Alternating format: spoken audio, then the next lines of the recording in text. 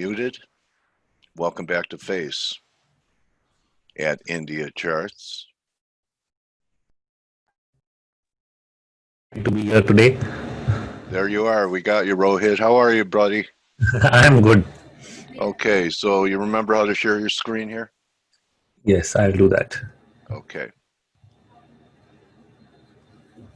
All right. So thanks for coming back. I did acknowledge that you flipped from, kind of being a deflationist bear to becoming constructive, saying things had changed and bullish. And since our last conversation, it's certainly been that type of environment. The question I have now is that enough for now? So start wherever you want. Looks like you prepared some stuff for us. So dollar cycle still bearish. Yes. So I think this is what caused me to flip. And I discussed it last time that the dollar index had a 5-wave decline in the year 2017 to 2018, which is this fall, which I've marked as A or 1. And when I do my wave counting marks, I look at the spot chart. So it was really important that this entire bounce does not go above the high that we made in 2017 on the spot data. Which is what ended up happening. The futures did spike a little bit above that, but the spot did not. And so going by the spot, I've marked this as 2 or B, which is almost a double top. And we are starting what should be a third wave down for the dollar index. And it was a historical What study. would change your mind? Where are you wrong on this count? Well, I would be wrong only if you go above the high itself, which is above 104. Okay. So that was the testing phase, 2019.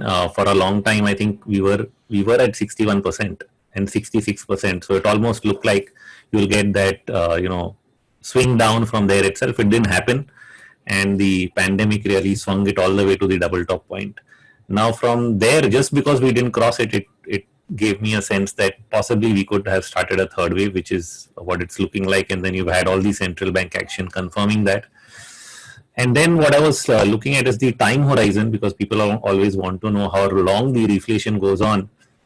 Is it just over tomorrow? See, the level of fear today is every month people want to know, is it over?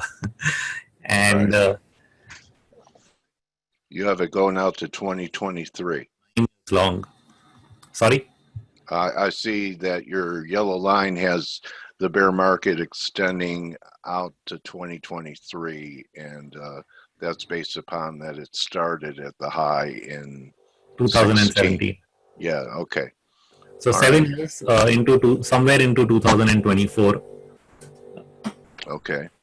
Given that at least the last $2 bear markets were 7 years long, and the last $2 bull markets were 9 years long. And going by that, I just added 7 years to 2017. Okay, let me ask you this. During this bear market in the dollar, of course, precious metals have done well. Do you have a favorite fiat currency that you would park money in outside the dollar during this dollar bear market? Would it be Aussie? Would it be Euro? Would it be your currency? What currencies are attractive to you in this phase? I think that's both a good question and a difficult one. I've really not tried to look at the relative strength of which currency to be in. Okay. But if I think of reflation and if it means rising commodity prices, the easy answer is go with currencies that are commodity producing in nature, like the Australian dollar, okay. On top of the mind. Okay. All right. Thank you. What's next? So yeah, we have this in place. So this becomes the underlying theme that as long as we are in a dollar bear market, I would be bullish on most asset classes, especially emerging markets. And that brings me to the Nifty. And so the flip that I made as far as at least the Indian market is concerned is when we were looking at this ending diagonal, I thought it was probably ending the entire cycle. That is probably the fifth wave itself was ending. What I think is it probably was the fifth wave, was only the third. And the decline that we saw into March of 2020 was the fourth. And we are now looking at what is a fifth wave of this entire move that started from 2001. Okay. So this can carry on. One is it can carry on to new all-time highs. Okay, and of course there will be corrections in between, so we cannot rule that out. Somewhere we'll complete a 5-wave structure.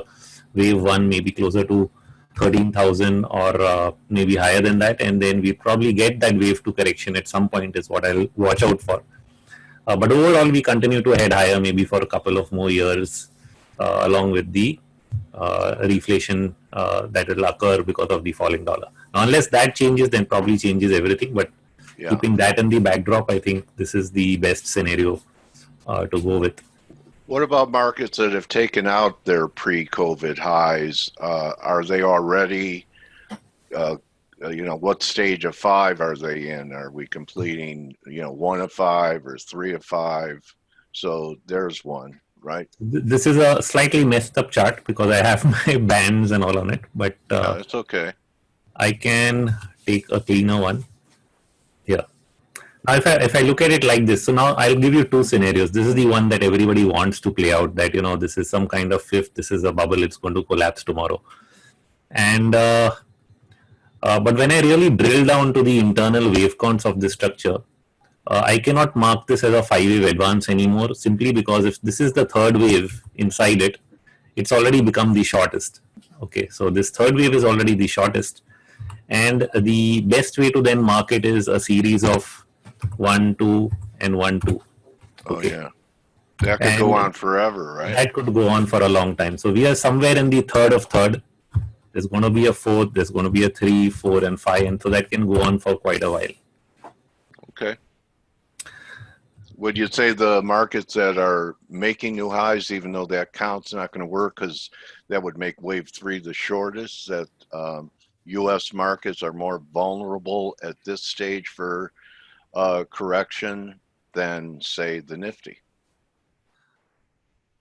Not on all points, because when I look at the US market from its internals perspective, which means if I look at the Russell, I look at the transports, I look at all of them, right? So the moment I start looking at all of them, they've all not really participated. So if I only look at the S&P and I just draw a simple indicator, which is your RSI, and the RSI is now at almost 82, you would feel that it's susceptible to a decline. And even the RSI for, I think, the Nasdaq is almost 85. So that's high.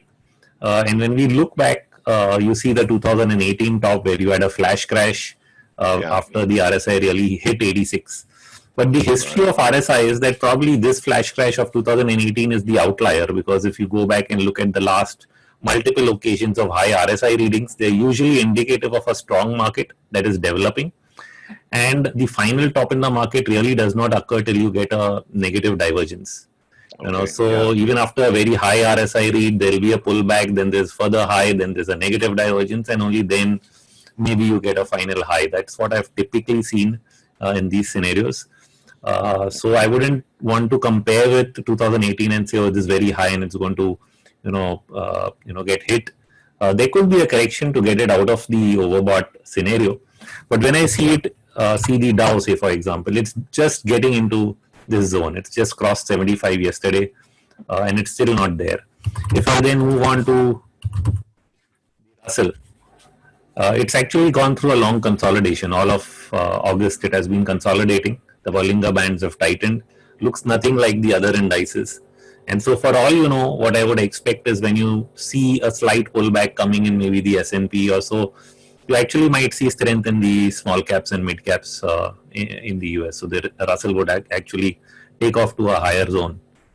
Now the same would appear to be in the transports as well. And I think the utilities picked up yesterday. So this rotation, essentially rotation between sectors, and we are seeing something like that in India as well, that there's continuous rotation. There's one sector does well, then it shifts to the second one, then it shifts to a third one, and the market continues to move higher. So I think that's what we need to watch out for.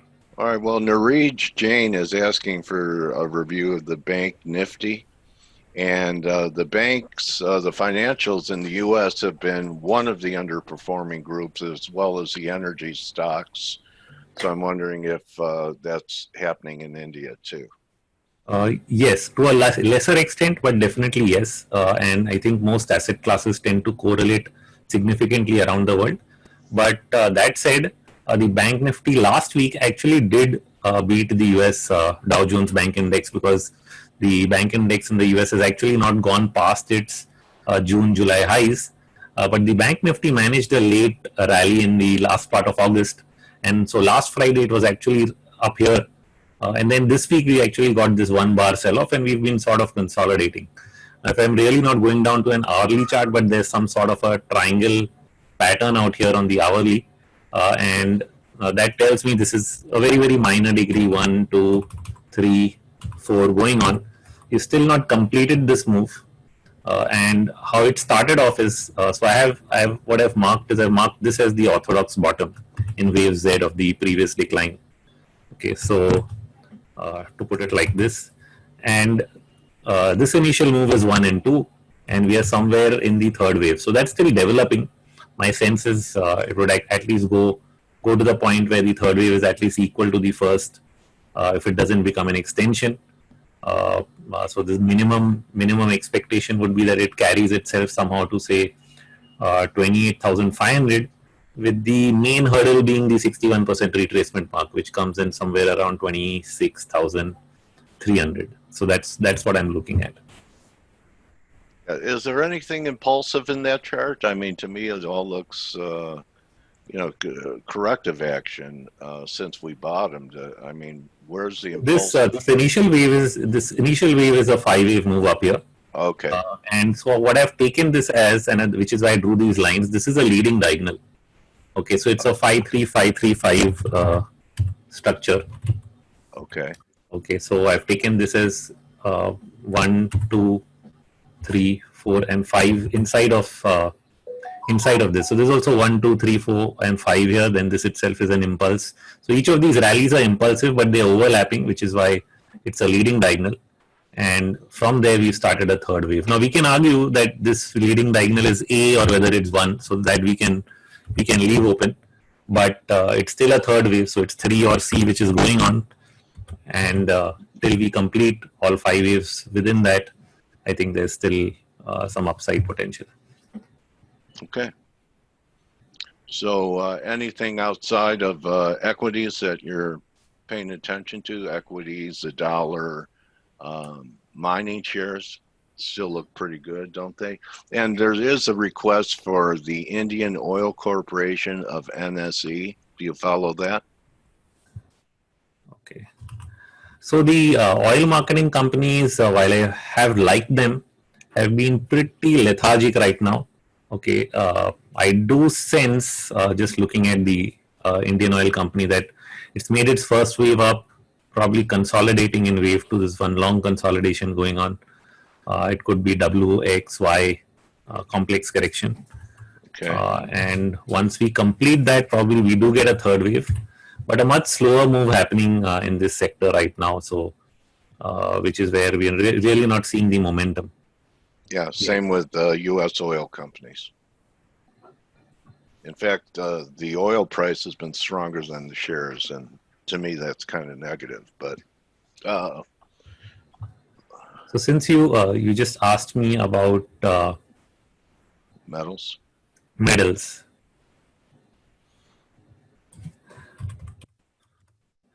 So I do track.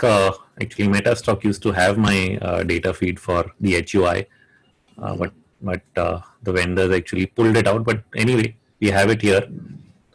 So the HUI, when I really moved to a slightly longer term chart, I think it bottomed around there where the dollar really peaked in 2016, 17 along with gold, and you had the first wave and then you had the second wave. So I think this whole structure, the way I've gone about it, is taking this entire thing in as wave 1. And wave 2 into the March 2020 low. And from there on, we started, I think, a very powerful move in the third. So this is nowhere done. I'll just drill down to the daily chart and break it up. So the third wave, the major wave, is actually started from this March low, from where we are now breaking up into multiple subdivisions, which I think will simply go on, because the initial legs have ended up being 1 and 2.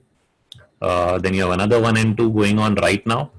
And once you complete that, then you have 3, 4, 3, 4, 5. So long way to go. I think this is, Okay. I mean, this is the obvious place to be when you have a reflation trade. You have gold going into a bull market. If you're looking for higher returns, then gold, definitely gold mining, US stocks make up for that. Do you ever think what, when you have a narrative, what events, I know you're mainly an Elliotian, but you also have a good feel for what's happening economically.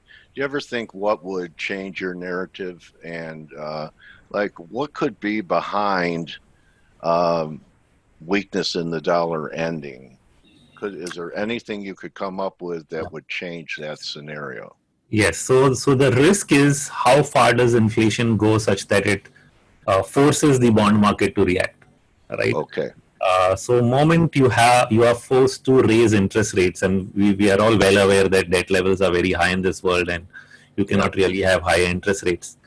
So even from an India perspective, I continuously keep watching the Indian 10-year G-Sec yield, and India's 10-year has actually been pretty peculiar. So I'll just open the chart.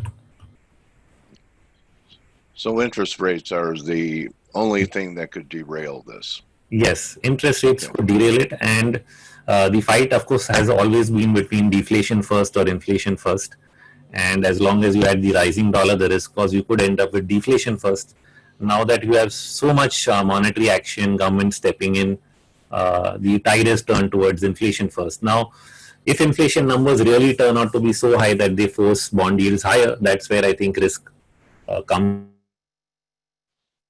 And that would be pretty far down the road. Pretty far down the road. Yeah.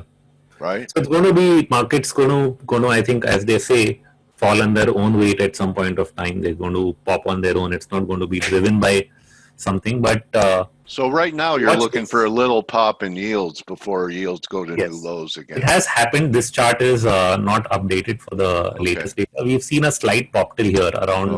We've seen it come up slightly above 6%. Yeah, 10-year has popped a little bit too, from 50 to 65, 70. Yeah. So this is the latest chart, right? Okay. So the pop is visible here. So I'm marking this as this initial leg down as a 5-wave decline.